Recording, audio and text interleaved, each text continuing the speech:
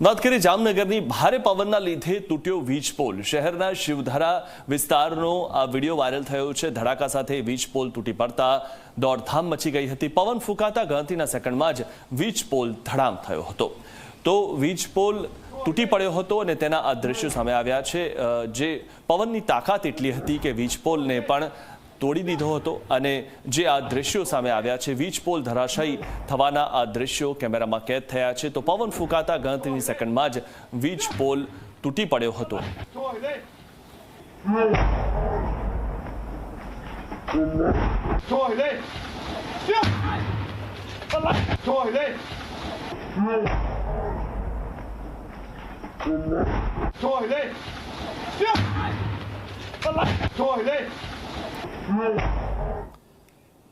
તો વિશે વધુ માહિતી મેળવી અમારા સંવાદદાતા મુસ્તાક પાસેથી। મુસ્તાક, જે રીતે આ ખૂબ મોટો આજે વીજ પોલ જોવા મળી રહ્યો છે, જેમાં ઘણી જે વીજ લાઈનો જતી હોય અને તે ધડાકા સાથે તૂટી પડ્યો, ખૂબ મોટો ધડાકો પણ થયો હતો, શું વધુ માહિતી?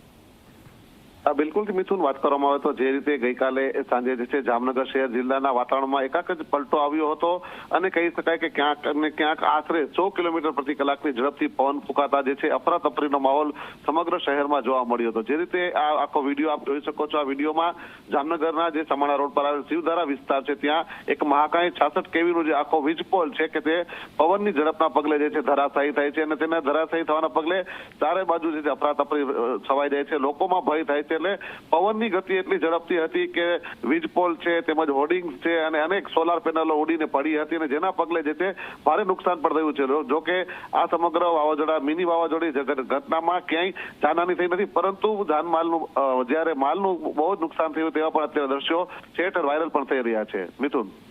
જી, આભાર મુસ્તાક માહિતી આપવા બદલ। તો જે રીતે મિની વાવાઝોડાની અસર જે આપ જામનગરમાં આપણે હમણાં જે રીતે વાત કરી કે વીજ પોલ ધરાશાયી થઈ ગયો હતો, તો કચ્છના કંડલામાં મોબાઈલ ટાવર ધરાશાયી થઈ ગયો હતો।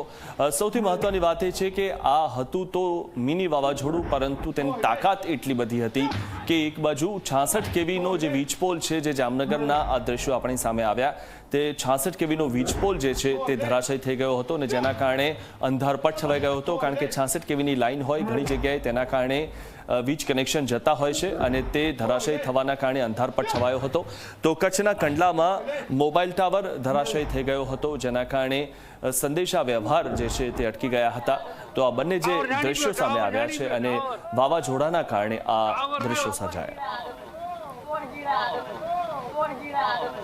टावर जानी पियो टावर टावर टावर जानी पियो टावर टावर